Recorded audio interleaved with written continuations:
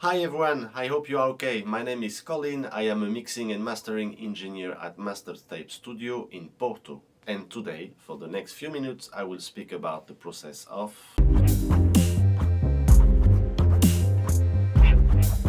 The mixing process is about the balance in between each instrument of a music in terms of sounds, volume, panoramic and dynamic to make the music sounds great. It's very subjective, but for each mixing engineer you will get a different approach and a different result. This is why hiring the right mixing engineer is very important to the evolution of an artist in terms of sound cohesion and how you present your music to the world. For the same reason, musicians choose a specific mixing engineer, because they like previous mix he already has done and because they know he have a steady and solid workflow.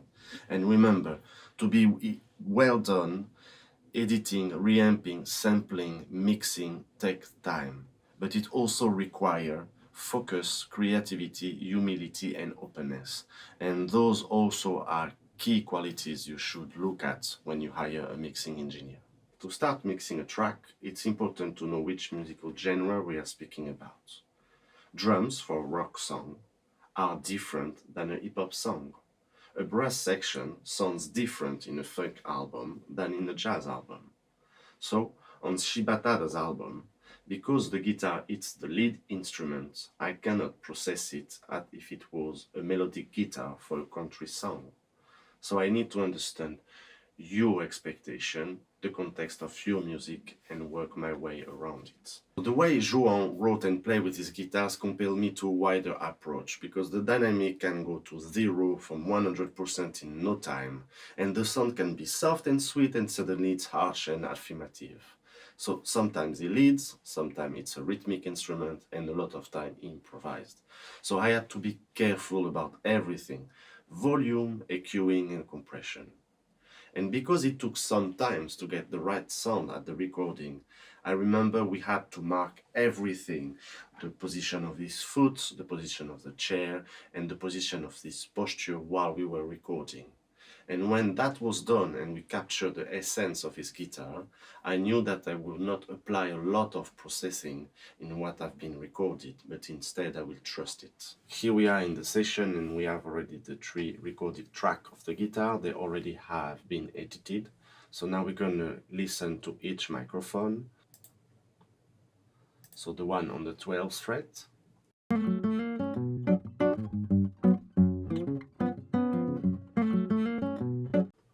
Now the one above his head.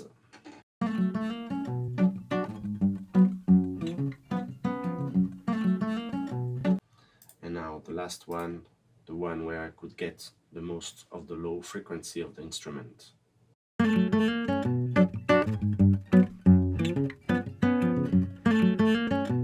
Even if all the tracks are already edited, so no phase issue, I have decided to add a specific plugin to correct any phase issue in between each microphone. So let's hear before the plugin and after the plugin. So now we're going to listen without the plugin that corrects the phase. And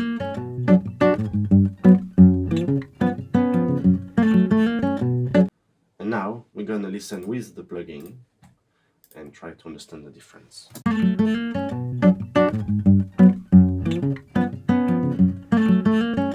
So the difference is subtle, but I can definitely understand that the mids frequency are much more controlled and the instrument it's clearer. So I will keep the plugin on.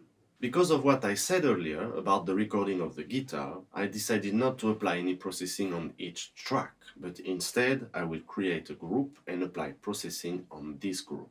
Here we are back in the session, same 3 microphones. I kept the plugin that do the phase correction, and now I'm going to apply a very precise dynamic EQ to control the instrument. And why? But first, for example, I feel that the low frequency are in excess, and because of that I want to control them, because those low frequency are the same frequency where the bass gonna be. So I use this EQ to create some room for the bass guitar. So let's hear without this plugin and with this plugin.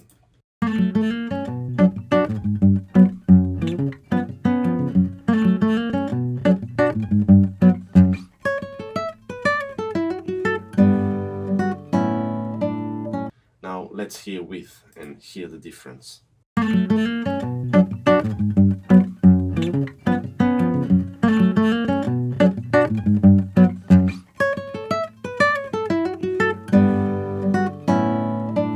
So as you can see, the low frequency are very controlled, and now I have room for the bass. So now I will speak about compression and limitation. So I decided to use a limiter from FabFilter to help me to catch just the peak, nothing else, just the peaks of the instrument. And as you can see, there is no compression. So I rather use automation. It's much more work. As you can see, sometimes it's even note by note, but it's much more musical than a compressor. I kept the plugin that corrects the phase, I kept the dynamic EQ and the limiters. So mark something. This is not just bring the plugin in and it's done. Everything had to be tried and do and redo until you find the result you want. So now I will add some reverb and we're gonna have a listen of the final result of the sound of the guitar.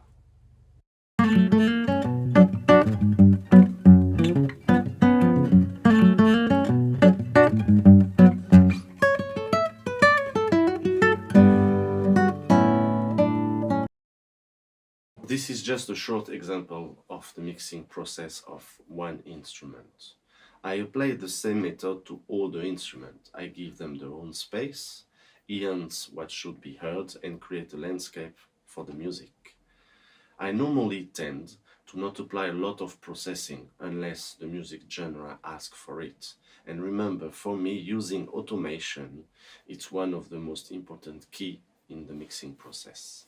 Thank you very much for being with me and my French accent. I obviously cannot speak about everything in the few minutes, so please let me know your opinion, ask a question, and I will be very happy to reply. I hope you will look at my next video, and I will be talking about... See you there.